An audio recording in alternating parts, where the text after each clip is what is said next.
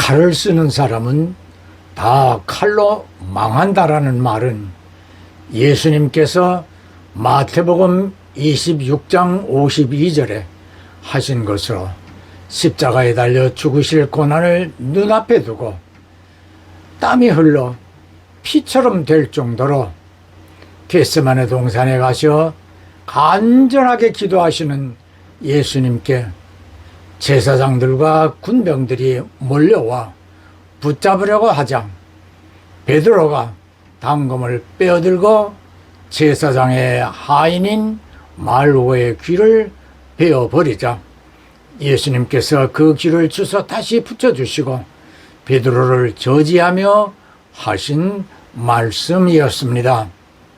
꼭 이러한 예수님 말씀이 아니더라도 역사를 돌아보면 언제나 칼을 들어 다른 사람을 해하거나 군사를 동원하여 다른 나라를 침략한 대부분의 나라들이 나중에 더 강력한 나라로 인하여 멸망하여 왔음을 알 수 있지 않습니까?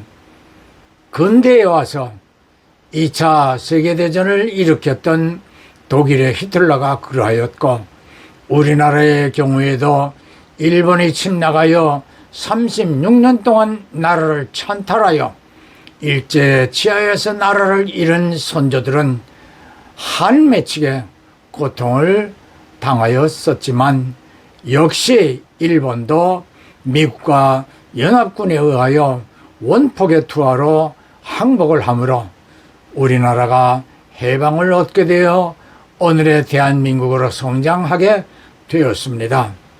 칼이나 총을 들고 무력으로 다른 사람이나 다른 나라를 침해한 그들의 결과를 우리는 분명히 보아왔습니다. 사랑하는 성도 형제 자매 여러분, 최근에도 이란이 러시아의 독재자 푸틴에 의하여 우크라이나가 침공을 받아 수년 동안 전쟁으로 우크라이나 국민들이 고통 중에 있으며 유럽 연합 EU와 미국도 우크라이나를 지원하라 지쳐가고 있으며 또 이란의 지원을 받는 가자지구 무력 집단 하마스와 레바논의 헤즈볼라가 이스라엘을 무자비하게 공격하기도 하였습니다. 하지만 이런 믿을 수 없는 대참사를 일으킨 나치도 결국 파멸하고 마는데요.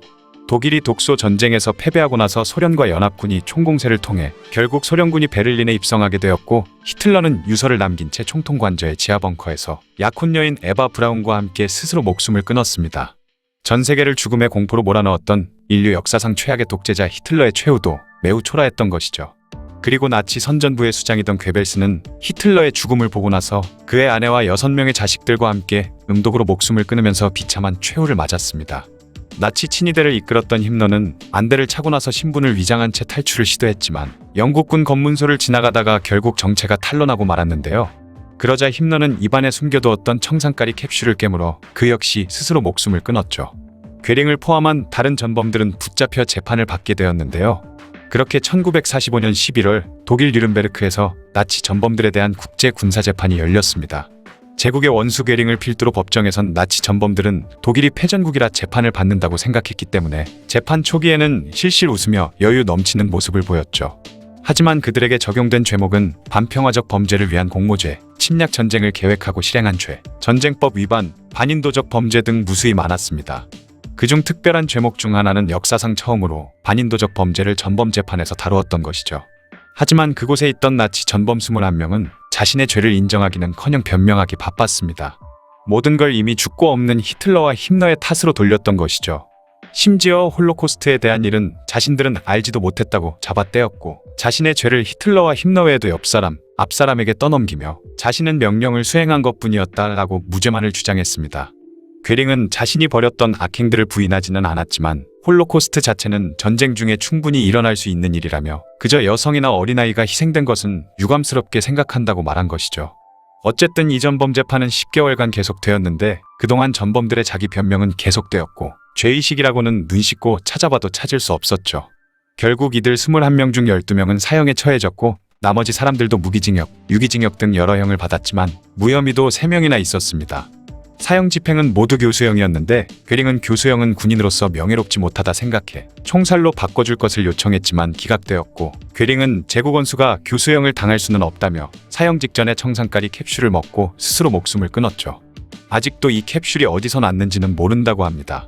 그렇게 1946년 10월 나치 전범들의 사형이 집행되었죠. 히틀러는 나치당을 만들고 당권을 장악합니다.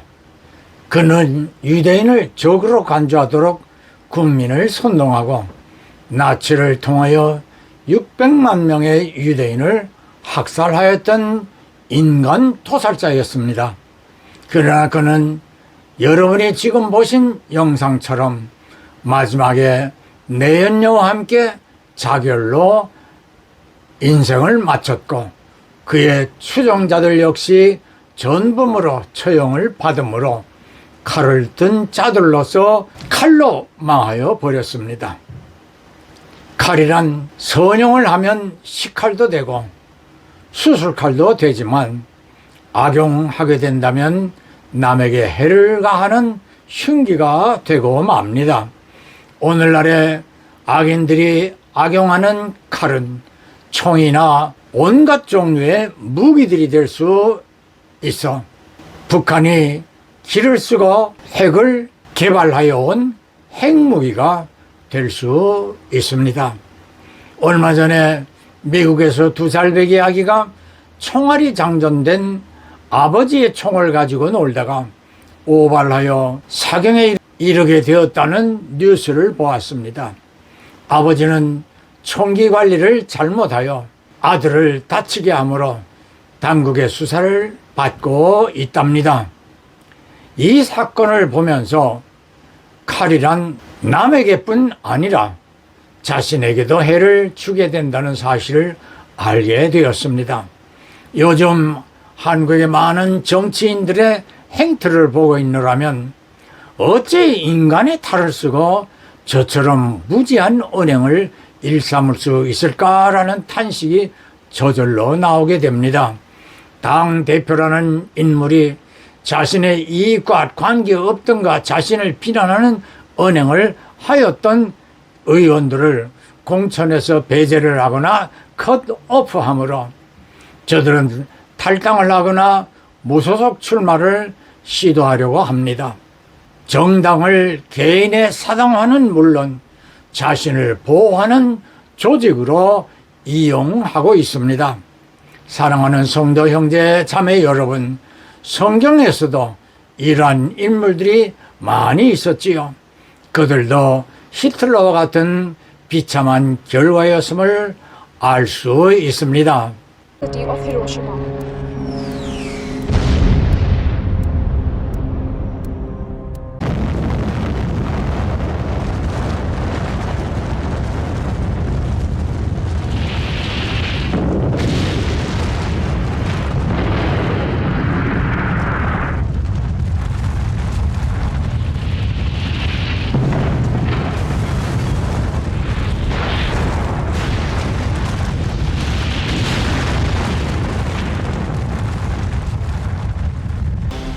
A city died and 80,000 of its inhabitants were wiped out.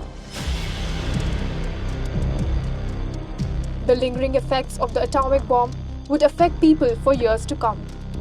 On August 15th, Emperor Hirohito announced Japan's unconditional surrender of the over Emperor radio. of Japan and the Japanese government and the Japanese Imperial General Headquarters to sign the instrument of surrender at the places indicated. 여러분은 히로시마와 나가사키에 미국의 원폭 공격을 받은 일본이 일왕의 항복 선언을 하게 된 영상을 보았습니다. 그뿐 아니라 원폭이 투하된 일본의 두 지역은 말로 표현할 수 없을 정도로 초토화되었고, 수만 명의 원폭 피해자들은 지금까지도 대를 잇는 고통 속에 살고 있습니다.